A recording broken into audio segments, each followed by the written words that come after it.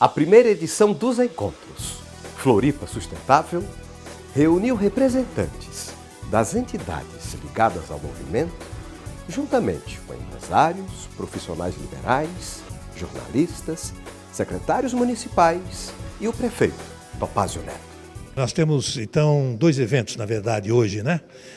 O primeiro é esse que está se realizando agora, que nós chamamos de Encontro com a Prefeitura, em que a gente vai ter o prefeito, que vai encerrar esse evento, lançando um programa de observatório da cidade, com dados atualizados sobre Florianópolis, e também disponibilizou os seus principais secretários para fazer a apresentação do que está sendo feito na Prefeitura. Então, o primeiro é o secretário Michel Mittmann, depois a secretária Ivana, da área do SMDU, e o secretário do Meio Ambiente, Eduardo Sardá, junto com o presidente da Floran, Bruno Vieira. Então, é uma oportunidade que as entidades que estão aqui representadas têm de questionar as áreas da Prefeitura sobre o andamento das coisas, né? Esse é o primeiro objetivo. O segundo objetivo do almoço é discutirmos mobilidade e o Plamus. Então, o ex-secretário Cássio Taniguchi, que é nosso coordenador de urbanismo e mobilidade, que foi o coordenador do Plamus no início, lá em 2014, vai falar sobre a necessidade de se atualizar o Plamus, porque afinal de contas foi o único plano estruturado e que no final está aí em alguma gaveta do governo do estado e a gente precisa restabelecer isso, atualizar, porque Florianópolis vai parar se continuar assim, né? É um desafio muito grande trabalhar o meio ambiente na cidade, já que ela tem uma vocação ambiental, mas esse quesito ele também diz respeito à dignidade das pessoas, à saúde e ao turismo, ou seja, à economia.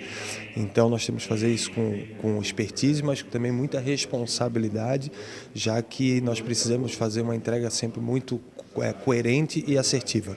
Nesse sentido, o planejamento da cidade ele tenta observar a realidade, entender possibilidades de futuro e, através de números, estudos técnicos, condicionar ou dar diretrizes para que a cidade se desenvolva. Então, a nossa secretaria busca isso, estabelecer essas grandes diretrizes de gestão do território como um todo e a orientação de projetos para que as outras secretarias possam atuar na linha de frente, seja nas ações mais imediatas, seja nas ações de longo prazo. É um desafio, mas o principal é entender os fenômenos, os processos, como a cidade anda, para conseguir projetar o futuro. E a gente faz isso no curto prazo, apoiando os projetos, como, por exemplo, o próprio projeto binário e outras ações de intervenções que a gente tem feito, sem perder essa perspectiva de longo prazo. Gradativamente, a cidade vai se acostumando a esses métodos de planejamento e a gente vai ter um futuro mais sustentável e mais adequado. A minha pasta, que é a Secretaria de Habitação e Desenvolvimento Urbano, contribui nisso e principalmente com a execução das políticas. Então, a gente recebe os processos, a gente faz as análises, licencia as obras, nós também pensamos na política habitacional do município e executamos os projetos. Então, com base em todas essas atribuições, o que está sendo apresentado hoje é aquilo que foi feito principalmente para desburocratizar os processos do município, né, para que os processos sejam mais céleres, para que os licenciamentos sejam mais objetivos, mas também as políticas habitacionais, que foi lançado na semana passada o cadastro habitacional, que foi um grande marco da política habitacional do município.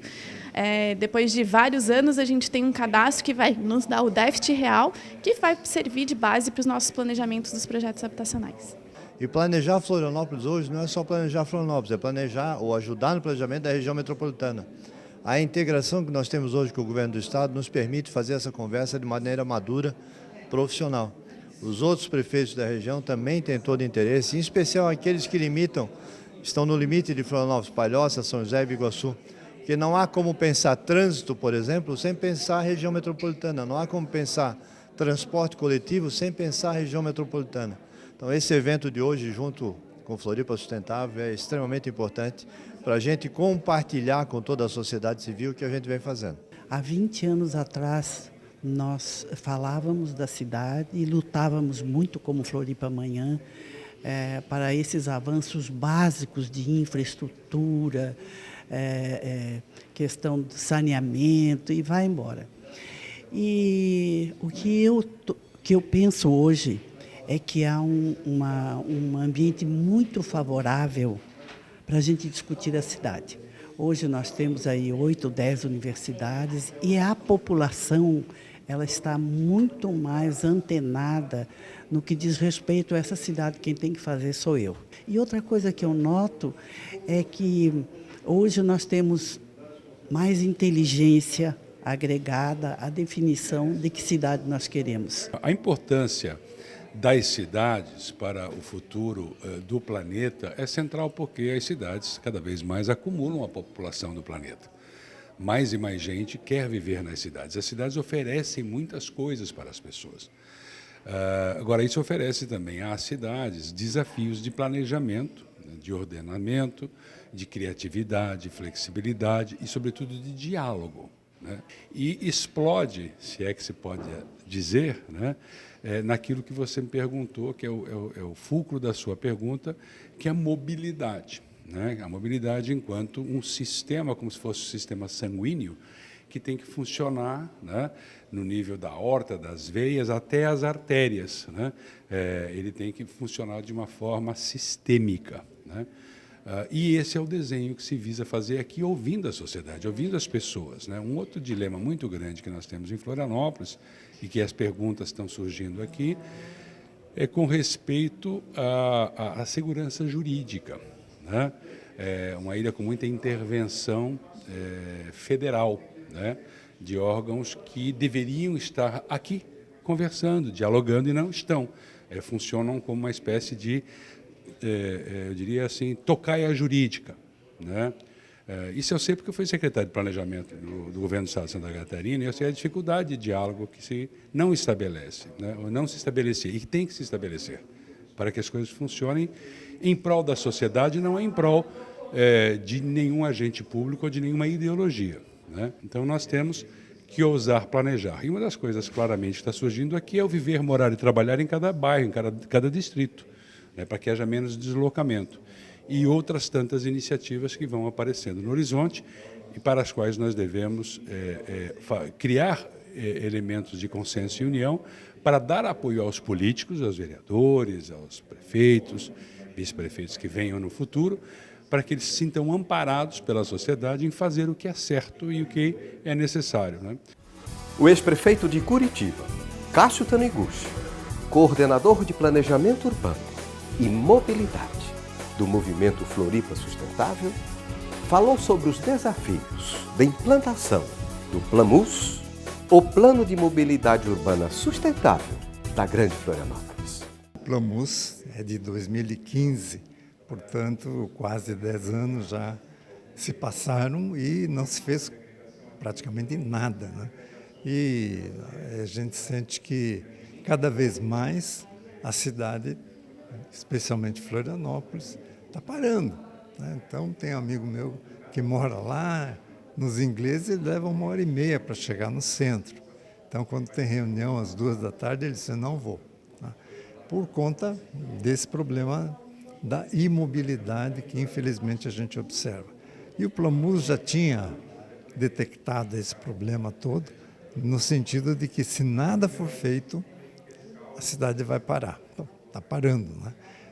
Agora, exige-se, claro, investimentos grandes, principalmente na implantação de vias exclusivas, que custa caro, são pistas de concreto, pistas segregadas, com 7 metros no mínimo, né, de largura, e obviamente nem sempre tanto o governo do estado quanto os municípios têm recursos para isso. A gente modelou uma PPP. Os projetos funcionais estão prontos e resolvemos sair para uma primeira fase do projeto. O que é a primeira fase? A gente tem vários níveis, né? 2 níveis de pistas exclusivas. Uma faixa exclusiva, devidamente sinalizada e controlada, né? Se houver uma invasão da faixa, o veículo individual vai ser multado. E é um processo bem mais em conta, porque utiliza as vias existentes, cria as faixas, dá frequência adequada para os veículos. E um detalhe importante, né? Não adianta só implantar isso e esperar que os ônibus resolvam o problema. Veja, o transporte público tem que ser competitivo em relação ao transporte individual. Se o tempo de viagem demorar mais ou muito mais do que o automóvel, não vai ter solução. Então, esse é um ponto muito importante. Todo planejamento tem que estar verificando esses aspectos, né, para que a gente possa ter um sistema que efetivamente seja amigável para com os passageiros. Nos aspectos da segurança e ordem pública, temos também um grande desafio para manter Florianópolis como a capital mais segura do país. Quando se utiliza os indicadores de criminalidade violenta e até mesmo de crimes contra o patrimônio, nossos índices são bem abaixo de outras capitais e está bem ranqueado, bem situado em cidades de igual tamanho. Entretanto, nós temos alguns desafios do que a gente chama de ordem pública, que é maior do que a questão da criminalidade. A gente tem um grande desafio em relação à questão da ocupação do espaço, que hoje tem uma boa legislação com o novo plano diretor, mas depende da fiscalização para que ele seja respeitado. Nós temos uma questão a respeito da convivência de comércios, estabelecimentos e sociedade civil residente, que é trazido com o novo plano diretor, com as áreas mistas, e também o desafio de fazer com que a mobilidade venha com segurança no trânsito, reduzir o número de acidentes, de incidentes, reduzir o número de mortes e feridos. Tudo isso faz com que a área de segurança e ordem pública se integre totalmente à discussão de hoje. Já influenciou na elaboração do novo plano diretor, contribui com os números que foram hoje apresentados e se integra nas estratégias para tornar a cidade tão ou mais segura do que as melhores capitais da Europa e, com certeza, continuar sendo a capital mais segura do país.